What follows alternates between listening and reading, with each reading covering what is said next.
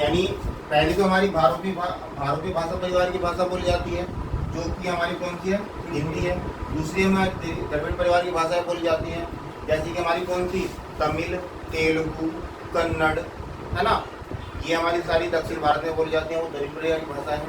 दूसरा हमारी द्रविड़ परिवार के बाद हमारी जो भाषाएं आ जाती हैं वो आस्ट्रिक परिवार की भाषाएं आती हैं, ठीक है, जैसे कि उड़िया है, इधर की भाषा आपकी आस्ट्रिक परिवार के अंतर्गत आती है,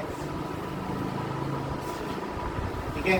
उसके बाद हमारी आ जाती है चीनी, जो भाषा परिवार की भाषा है, यानी इसको हम बोलते हैं चीनी तिब्बती, जो हमारा चीन तिब्बत से जो लगता हुआ क्षेत्र है, वहाँ पर जो बोली जाने वाली जो भाषा है वो चीनी तिब्बती भाषा परिवार के अंतर्गत है, ठीक है।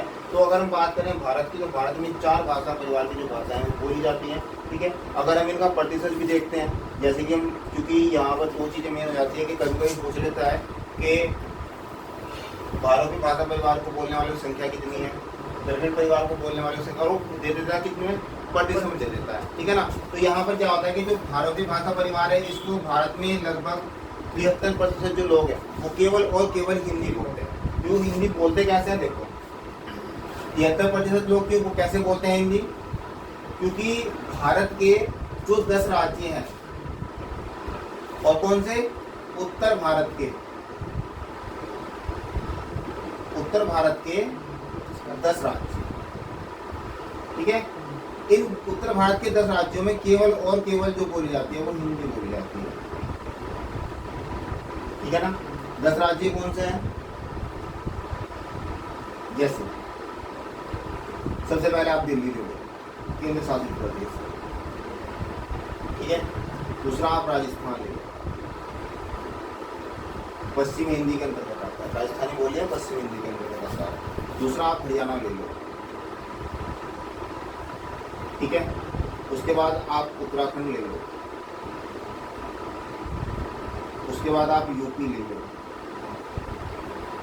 बिहार ले लो, 1 2 3 4 5 6, ठीक है। दिल्ली, राजस्थान, हरियाणा, आप छत्तीसगढ़ ले लो, ठीक है। आप मध्य प्रदेश ले लो,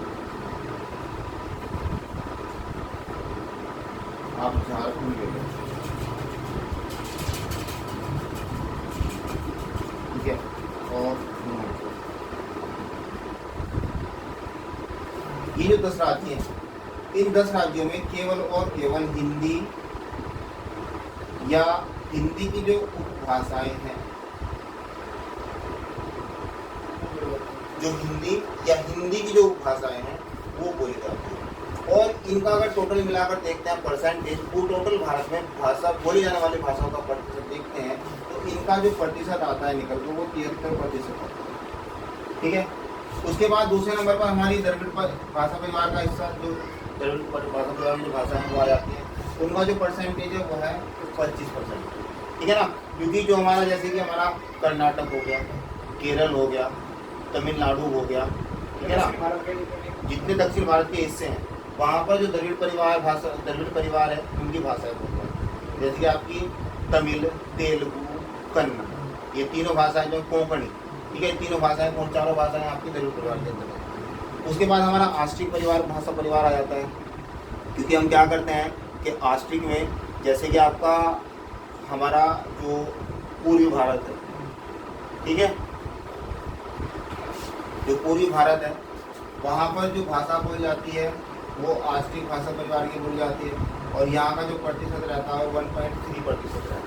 दूसरा हमारा जो चीनी तिब्बती, अगर हम इसको यहाँ कह सकते हैं कि चीनी तिब्बती भाषा परिवार, तो यहाँ पर जो बोलने वालों की संख्या है 0.7%, ठीक है। तो यहाँ इसका कारण ये भी है कि भारतीय भाषा परिवार यानी जो हिंदी है उसको 73% लोग भारत में बोलते हैं। उसके बाद द्रविड़ भाषा परिवार की भाषाएं बोली जाती हैं 25%, आस्ट्रिक भाषा परिवार की भाषाएं बोली जाती हैं 3%, और चीनी तिब्बती भाषा परिवार की भाषाएं बोली जाती हैं 0.7%, ठीक है ना। तो ये हमारा क्या होता है, एक क्रम हो जाता है कि भारत में भाषा बोलने वालों का क्रम नहीं है, ठीक है ना, क्योंकि कई बार वो प्रतिशत में दे देता है। तो यहाँ ये चीज़ का पता होना चाहिए कि हमें बोलना कौन सा है और कहाँ कौन सी भाषा बोलना है, ठीक है ना।